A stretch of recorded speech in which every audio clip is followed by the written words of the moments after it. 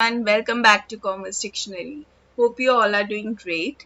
So अभी पढ़ रहे हैं हम इम्पोर्टेंस ऑफ मैनेजमेंट और आज पढ़ेंगे कि मैनेजमेंट कैसे हेल्प करता है एक ऑर्गेनाइजेशन को चेंज में एडजस्ट करने के लिए. That is it creates a dynamic organisation. हमने मैनेजमेंट का एक कैरेक्टरिस्टिक पढ़ा था कि ये डायनेमिक होता है. डायनेमिक का मतलब उस टाइम मैंने बताया था कि डायनेमिक का मतलब होता है the things which are consistently changing, और हम उस चेंजिंग एनवायरनमेंट में चेंजिंग थिंग्स के साथ किस तरीके से अपने आप को भी ढाल लेते हैं, अपने आप को भी एडजस्ट कर लेते हैं उस चीज़ में. ठीक है. तो आपको पता है कि आप मतलब कंफर्ट जोन सबको पता है कि हम सब अपने आसपास एक कंफर्ट जोन बना लेते हैं अपना, जहाँ पे like we are very happy.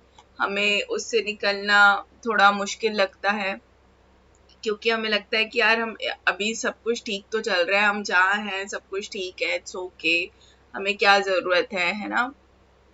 तो we are safe and we are secure in this environment. Okay. But क्या होता है, एक तरफ होता है एक चैलेंजिंग एनवायरनमेंट, और चैलेंजिंग एनवायरनमेंट जो होता है ना, वहीं पे होती है सक्सेस. ओके. तो आपको अगर सक्सेस चाहिए तो हम बोलते हैं ना कि हमें अपने कंफर्ट जोन से बाहर निकलना पड़ेगा, तभी हम कुछ कर पाएंगे, राइट. तो इस कंफर्ट जोन से इस चैलेंजिंग एनवायरनमेंट में एंटर करने के लिए और सक्सेस पाने के लिए काफ़ी सारे हर्डल्स, काफ़ी सारे चैलेंजेस को हमें फेस करना पड़ता है, राइट. तो अगर हम ऐसा नहीं करेंगे, ऑब्वियसली हमें लगता है यार चलो बिस्तर पे लेटे रहे सोते रहे, अरे यार सब कुछ हमें यहीं पे यही मिल जाए, बट ऐसा नहीं होता है. आपको अगर कुछ चाहिए तो आपको उठना पड़ेगा, राइट. आपको वो चीज़ खुद से लेनी पड़ेगी. You have to earn it. एक हद तक हमें उस कंफर्ट जोन में बहुत अच्छा लगेगा, पर हम जब देखेंगे कि हमारे आसपास की चीज़ें कितनी ग्रो कर रही हैं, हमारे आसपास के लोग यार कितने ग्रो कर रहे हैं, तो हमें भी फिर लगेगा कि यार नहीं, हमें भी कुछ करना चाहिए. तो डीमोटिवेट फील होने लगता है हमको, राइट. तो इसलिए अगर आपको इस चेंजिंग एनवायरनमेंट में कॉन्स्टेंटली जो चेंज हो रहा है एनवायरनमेंट, आज कुछ होता है फिर आप 10 दिन बाद देखेंगे अरे ये चीज़ भी आ गई, 15 दिन बाद देखेंगे अरे ये नई चीज़ भी एंटर हो गई है मार्केट में. तो अब क्या करें हम. तो करना ये पड़ेगा कि आपको इस कंफर्ट जोन से उस चैलेंजिंग एनवायरनमेंट को फेस करना पड़ेगा, उस चैलेंजिंग एनवायरनमेंट में एंटर करना पड़ेगा, तभी आप सक्सेस हासिल करेंगे. नहीं तो आपका फेस ना लिटरली इस वाले से यहाँ पे शिफ्ट होगा, देन ऐसे शिफ्ट होगा, देन ऐसे शिफ्ट होगा, देन ऐसे शिफ्ट होगा. तो आप बेसिकली, अगर हमें इस चेंजिंग एनवायरनमेंट के साथ अपने आप को एडजस्ट करना है, अडेप्ट नहीं किया हमने इस चैलेंजिंग एनवायरनमेंट के साथ खुद को, चेंजिंग एनवायरनमेंट के साथ खुद को, तो हमें सक्सेस नहीं मिलेगी. और क्यों नहीं मिलेगी? बिकॉज हमने चेंज को रेजिस्ट किया. ठीक है. और हमने ये डिसाइड कर लिया कि यार हमारे लिए ये सिक्योर एनवायरनमेंट ही ठीक है, we don't want anything else. तो हमने चेंज को रेजिस्ट करना मतलब उसको, मतलब हमने अपने आप को उससे पीछे खींच लिया, राइट. हमें नहीं एडजस्ट करना है. सिमिलरली एक ऑर्गेनाइजेशन के साथ भी होता है. मैंने बताया था कि बहुत सारे ऐसे फैक्टर्स रहते हैं, बहुत सारे ऐसे चेंजिंग एनवायरनमेंट रहते हैं, एक्सटर्नल एनवायरनमेंट्स रहते हैं या इंटरनल एनवायरनमेंट्स रहते हैं, जो एक बिजनेस की फंक्शनिंग को बहुत ज़्यादा अफेक्ट करते हैं. तो मैनेजमेंट का रोल होता है कि उस चेंज को एक्सेप्ट करे और अडेप्ट करे. पर क्या होता है ना, जो ऑर्गेनाइजेशन के लोग होते हैं, they don't want to take risk, और वो चेंज को रेजिस्ट कर लेते कि यार सिक्योर एनवायरनमेंट में है हम, फालतू अगर रिस्क लेंगे तो कई चीज़ें उल्टी ना पड़ जाए, हमें नुकसान ना हो जाए, हमारे लिए अनफेवरेबल कंडीशंस पैदा ना हो जाए. ठीक है. बट उससे होता क्या है, आप अगर उस चीज़ में अडेप्ट नहीं करते हो अपने आप को, तो आप फेलियर की तरफ ही मूव करते हो. फॉर एन एग्जाम्पल, लाइक ये ऑर्गेनाइजेशन है, ठीक है. तो कौन कौन से फैक्टर्स हैं जो अफेक्ट करते हैं, कौन कौन से फैक्टर्स हैं जो चेंजिंग एनवायरनमेंट में कंट्रीब्यूट करते हैं. लाइक चेंज इन ट्रेंड्स, जो अभी चल रहा है वो आगे बदल जाएगा. हर चीज़ का ट्रेंड बदलता है ना. अपन बोलते हैं ना यार अभी ये ट्रेंड चल रहा है, ये बहुत ट्रेंडिंग में है. तो चेंज ट्रेंड्स में चेंज होते रहते हैं, राइट। देन न्यू इनोवेशंस होती रहती है, न्यू टेक्नोलॉजीज डेवलप होती रहती है। हाँ, तो हमें भी उस टेक्नोलॉजी को अडेप्ट करना बहुत ज़रूरी है। अगर हम अपने पीछे अड़े रहेंगे, नहीं हमारा तो यही हम टेक्नोलॉजी यूज़ करेंगे, तो अगर उस चीज़ की डिमांड ही नहीं है तो आप फिर मार्केट में सर्वाइव कैसे करेंगे, एग्जिस्ट कैसे करेंगे। देन चेंज इन लाइफस्टाइल, लोगों की लाइफस्टाइल में बहुत सारा चेंज आ गया है। May it be related to health, may it be related to spending patterns, किस तरीके से लोग स्पेंड करते हैं अपना money.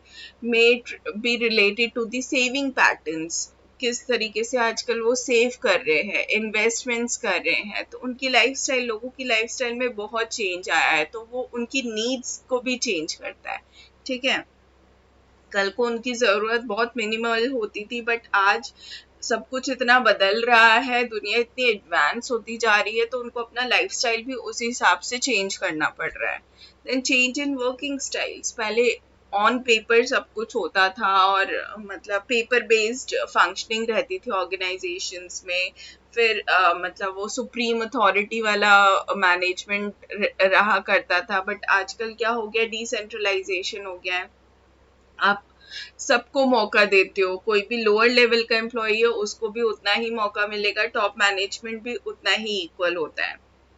So everybody is equal. फिर चेंज इन वर्किंग स्टाइल में एक और पॉइंट देखेंगे, जैसे कि कोरोना की वजह से everybody is preferring to work from home. जो घर से काम कर सकते हैं वो घर से काम कर सकते हैं, ठीक है। ऑफिस ऑफिस जाने की जरूरत नहीं है, राइट। तो वर्किंग स्टाइल में चेंज हो रहा है। फिर change in taste of consumers, ये तो मतलब ऐसे चुटकियों में बदलता है टेस्ट लोगों का, कि आज लोगों को ये चीज़ पसंद थी, आज ये चीज़ पसंद है, आज ये वाला फैशन है, कल वो वाला फैशन होगा। तो आपको भी उनकी नीड्स और डिमांड्स के हिसाब से चलना पड़ेगा, इन चेंजेस के हिसाब से एडजस्ट होना पड़ेगा, राइट। अब मैनेजमेंट किस तरीके से चेंज को अडेप्ट करता है, तभी तो हमें पता चलेगी ना कि यार मैनेजमेंट की इम्पोर्टेंस क्या है एक ऑर्गेनाइजेशन में, कि क्योंकि वही तो हेल्प करेगा उस ऑर्गेनाइजेशन को चेंज को अडेप्ट करने के लिए। अब वो किस तरीके से करेगा, पहली बात तो हमें कंज्यूमर बिहेवियर समझना पड़ेगा। जो नया कंज्यूमर बिहेवियर है, सब कुछ देखना पड़ेगा, क्या चीज़ आजकल ट्रेंड में चल रही है, लोग किस चीज़ को ज़्यादा पसंद कर रहे हैं, है ना। उनके टेस्ट में क्या चेंज आया, उनकी लाइफस्टाइल में क्या चेंज आया, कौन सी नई टेक्नोलॉजी आई है मार्केट में जो उनकी नीड्स को पूरी करेगी, ठीक है। या हमें कौन से इन्वेंशंस या इनोवेशंस करने की ज़रूरत है जो कस्टमर्स की नीड्स को सेटिस्फाई करेगा। देन उस हिसाब से हम क्या करते हैं, अपने गोल्स और ऑब्जेक्टिव्स चेंज करते हैं। जब तक हम गोल्स और ऑब्जेक्टिव, हमने अपना गोल रख लिया भैया, ऑब्जेक्टिव रख लिया कि हमें एक अपनी ऑर्गेनाइजेशन को पॉइंट ए से पॉइंट बी पे पहुंचाना है, ठीक है। हमें रेवेन्यू जनरेट करना है। अब हम रेवेन्यू जनरेट कैसे करेंगे, जब तक हम जो करंट चेंज है, करंट ट्रेंड है, करंट इनोवेशन है, उनको अडेप्ट नहीं करेंगे, तब तक हम रेवेन्यू जनरेट नहीं कर पाएंगे। हम बोलेंगे नहीं यार, हमारा तो काम करने का तरीका ऐसे ही है, हम 25 साल से इसी तरीके से काम करते आ रहे हैं। अरे क्या करना है टेक्नोलॉजी अडॉप्ट करके, अरे क्या करना है सब कुछ डिजिटलाइजेशन करके, क्या फायदा है इन सब का। अगर हम ऐसे सोचते हुए रह जाएंगे ना, तो हम कभी भी सक्सेसफुल नहीं होंगे एज एन ऑर्गेनाइजेशन। तो हमें अपने गोल्स, ऑब्जेक्टिव्स और प्लान्स में बहुत चेंज करने की जरूरत पड़ती है। तो मैनेजमेंट का काम होता है कि नए टाइप के ट्रेंड्स के हिसाब से, चेंज के हिसाब से अपने गोल्स भी उसी तरीके से कन्वर्ट करे, अपने काम का तरीका भी उसी तरीके से चेंज करे और नए ऑब्जेक्टिव सेट करे। देन जो भी न्यू टेक्नोलॉजी हो रही है, आज के ज़माने की बात बता रही हूँ, इन टुडेज वर्ल्ड कुछ भी न्यू टेक्नोलॉजी, आपको उसको अडॉप्ट करना बहुत ज़रूरी है। अगर आपने अडॉप्ट नहीं किया, उस चीज़ को रेजिस्ट करते रह गए कि नहीं यार मैं इतना बड़ा रिस्क नहीं ले सकता हूँ इस टेक्नोलॉजी को खरीदने के लिए या कुछ करने के लिए, टेक्नोलॉजी तो चेंज होती रहती है। अरे तो चेंज होती रहती है तो तभी तो आप ग्रो करोगे। चेंज किस लिए हो रही है, क्योंकि सब कुछ बदल रहा है लाइफ में, बहुत सी चीजें चेंज बदल रही है, तो आपको उस हिसाब से नई टेक्नोलॉजी भी अडॉप्ट करने की जरूरत है अगर आपको टिके रहना है, सरवाइव करना है। फिर साथ ही साथ मैनेजमेंट हेल्प करता है एम्प्लॉयज़ को कि इस चेंज को अडेप्ट करें। यू नो एम्प्लॉयज़ ही होते हैं जो ऑर्गेनाइजेशन को रन करते हैं और वही रेजिस्ट करते हैं इस चेंज को, डरते हैं। मे इट बी टॉप मैनेजमेंट की बात मैं करूँ तो कई कंपनीज ऐसी हैं जिन्होंने बहुत ऊंचाइयां देखी हैं, बट एकदम से आपने भी देखा होगा कि उनका यार कैसे डाउनफॉल हुआ है। तो वो डाउनफॉल इसलिए हुआ है कि जो टॉप मैनेजमेंट था उनकी स्ट्रैटेजीज ही गलत हो गई, उन्होंने चेंज को एक्सेप्ट नहीं किया, राइट। मैं आगे एक लाइव एग्जांपल दूंगी, रियल टाइम एग्जांपल दूंगी एक कंपनी का, जिससे आपको समझ में आएगा। नोकिया हो गई, ब्लूबेरी हो गई, ठीक है, और ब्लूबेरी सॉरी ब्लैकबेरी फोन आता था, आपको याद होगा। नोकिया हो गया, ठीक है, और IBM हो गया, एक और कंपनी है मैं बताऊंगी। देन सबसे last point, keep calm, take risk and follow the trend. जब तक रिस्क नहीं लोगे भैया उस चेंजिंग एनवायरनमेंट में घुसने का, उस चैलेंजिंग एनवायरनमेंट में घुसने का, तब तक सक्सेस कैसे पाओगे? रिस्क का रिवॉर्ड क्या होता है? सक्सेस होता है, राइट। तो आपको वो रिस्क लेनी पड़ेगी और आपको ट्रेंड को फॉलो करना पड़ेगा एज अ मैनेजमेंट, तभी आप एक डायनेमिक ऑर्गेनाइजेशन क्रिएट कर पाओगे, ठीक है। एम्प्लॉयज को भी हेल्प करो। हेल्प कैसे करोगे? एम्प्लॉयज को ट्रेनिंग दो, उनको प्रॉपर स्किल्स सिखाओ ताकि वो नई नई चीजें सीखें। अब पहले सब कुछ पेपर वर्क हुआ करता था, बट आजकल डिजिटलाइजेशन हो गया, सब कुछ कंप्यूटराइज्ड हो गया है। कुछ भी चीजें मतलब ह्यूमन रिसोर्स मैनेजमेंट में ही इतने सारे सॉफ्टवेयर आ गए हैं। Oracle और पेरोल सॉफ्टवेयर अलग होता है, जहाँ पे पूरी एम्प्लॉय की from the date of joining from और फुल एंड फाइनल सेटलमेंट तक सब कुछ कंप्यूटराइज्ड हो गया है। सॉफ्टवेयर के थ्रू काम होता है। जो हमें टैक्सेस पे करने होते हैं, या जो हमें जैसे प्रोविडेंट फंड फाइल करना होता है, एम्प्लॉय स्टेट इंश्योरेंस फाइल करना होता है हमें मंथली, तो वो सब भी सॉफ्टवेयर द्वारा ही किया जाता है। तो सब कुछ एम्प्लॉयज को हम ही सिखाएंगे ना, how to do that, how to work on that software, how to use that technology. तो एम्प्लॉयज को हम प्रॉपर ट्रेनिंग देंगे, स्किल्स देंगे, तो उनको भी कोई परेशानी नहीं होगी काम करने में, राइट। सो इस तरीके से मैनेजमेंट हेल्प करता है ऑर्गेनाइजेशन को टू अडेप्ट द चेंज, और एक डायनेमिक ऑर्गेनाइजेशन इस तरीके से ही क्रिएट होती है। फिर उससे क्या होता है, जब लोगों को समझ में आ जाता है कि हाँ मैनेजमेंट इज सपोर्टिंग अस, हमें हम एक पॉजिटिव ग्रोथ की तरफ बढ़ रहे हैं, तो वो भी इस चेंज को अडेप्ट करने से डरते नहीं है। अब एक रियल टाइम एग्जांपल देती हूँ आपको।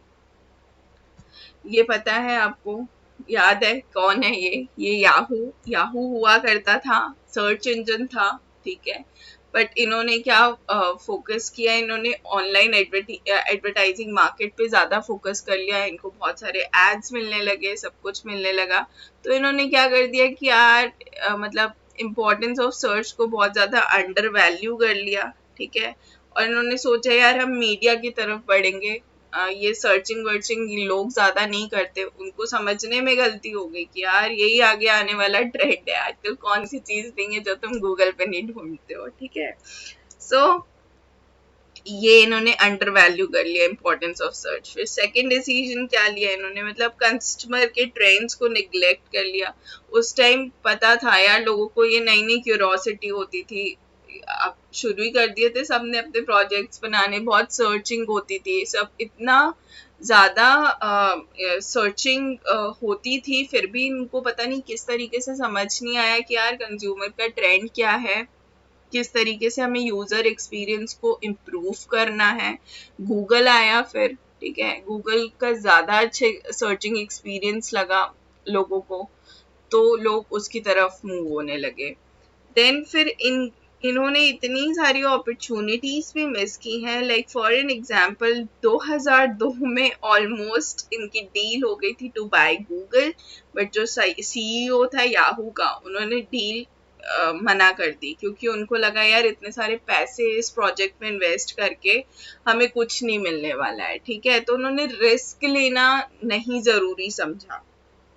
फिर 2006 में उनकी डील फेसबुक से ऑलमोस्ट हो गई थी, बट जो मार्क जकरबर्ग ने ऑफर रखा था इनको फेसबुक खरीदने के लिए, वो भी इन्होंने रिफ्यूज कर लिया। उनका नहीं यार, हम इतने पैसे तो नहीं लगा सकते इस चीज में।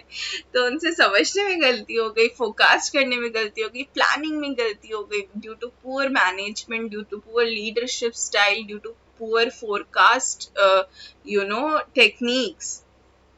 और कंज्यूमर के बिहेवियर को समझ नहीं पाए, चेंजिंग ट्रेंड को समझ नहीं पाए, चेंज इन टेक्नोलॉजी को समझ नहीं पाए। डिजिटलाइजेशन आज की डेट में कितना ज़रूरी हो गया है, इस चीज़ को वो समझ नहीं पाए। और आज हाल ये है कि याहू तो ऑलमोस्ट इट इज़ डेड, और गूगल एक ऐसी चीज़ है कि मतलब हम उसके बिना तो नहीं रह सकते हैं।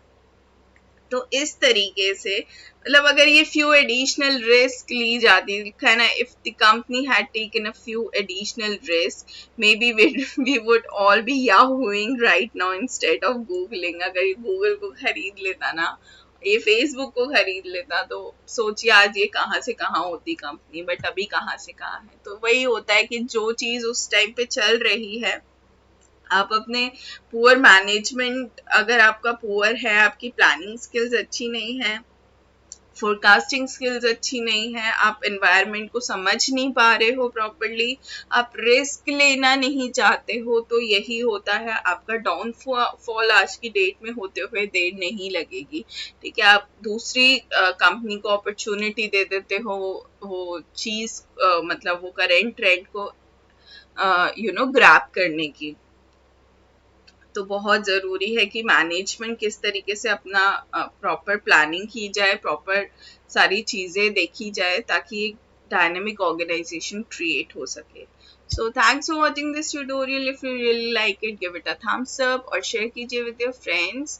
कमेंट सेक्शन में बताइए कोई डाउट है तो, प्लस टेलीग्राम ग्रुप ज्वाइन करो, उसमें आपको सारे नोट्स मिल जाएंगे। देन सब्सक्राइब करो, अगर सब्सक्राइब नहीं किया तो सब्सक्राइब करो ना यार, तो और ताकि आपको न्यू नोटिफिकेशंस मिल सके। So stay happy, stay safe and stay motivated. Till then take care, bye bye.